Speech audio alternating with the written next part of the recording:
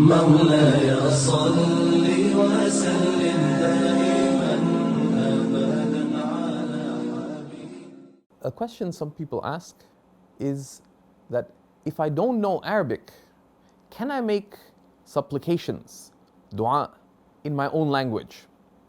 And the answer is that not only can you make supplication in your own language, but that you should, because Allah Most High has not commanded us simply to make supplication using the supplications in the Quran. Nor has the Prophet ﷺ called us to make supplications only using his supplications. Rather, both Allah and His Messenger, peace and blessings be upon him, have called us to call upon Allah. And they haven't said call upon Allah in this particular way. You can call upon Allah in whichever way you wish, as long as you ask for befitting meanings, both spiritual and worldly. And the basis of dua is not an action of the tongue, of saying certain things that are the right things to say. Rather, the essence of dua is a state of the heart. Supplication is a state of the heart expressed in words. But the words are the vessel that expresses inward meanings. What is the inward meaning of dua? The inward meaning of dua is that dua is an expression of need, of your desperate neediness for God's favor. That desperate need for God's favor is expressed through expression of particular needs. But dua is not about simply asking Allah for particular things. The things you ask for express a state of neediness you have with Allah. And for that, often the best way of expressing your neediness is in your own words. Often the best way of expressing your neediness is in your own words. So don't hesitate to raise your hands and express your need for Allah, your need for the things you are in need of in life, in your own words.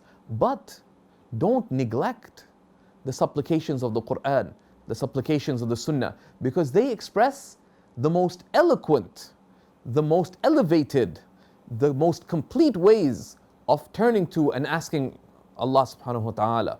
But when you say the supplications of the Quran, the supplications of our beloved Prophet, peace and blessings be upon him, say them with your heart. Reflect on what they are saying before you say them. Don't make it simply a routine that after the prayer I say these 5 du'as or these 3 du'as and you just say them with the tongue. Because du'a is an expression of need of the heart, and you are responded to by Allah to the extent of the neediness that you express in your supplication. But with every prayer and every time you make supplication, make some supplications from yourself as well. And sometimes you may find a state where you feel neediness, but you don't know how to ask. And we know from prophetic teachings that in such a state, there's a few things you can do. One thing is just to say, Ya Allah, Ya Allah, Ya Allah, or Ya Rabb, Ya Rabb, Ya Rabb, O Lord, O Lord, O Lord. And your Lord knows what's in your heart. Your Lord knows your needs better than you do. And sometimes you feel a very strong state of need, and you feel that the most solace that you will find is not in supplication, but rather in remembrance. Sometimes the best thing to do when you feel a certain state of need is sit down and make dhikr and make remembrance of Allah, or sit down and recite the Quran with reflection, with complete trust that if you turn to Allah, He will turn to you in His favor. And we know in a hadith related by the Prophet, peace and blessings be upon him, in which he relates divine words. This is a sacred narration, a hadith Qudsi, that Allah Most High says, whoever is busied by my remembrance from asking me, I give them the best of what I give to those who ask of me.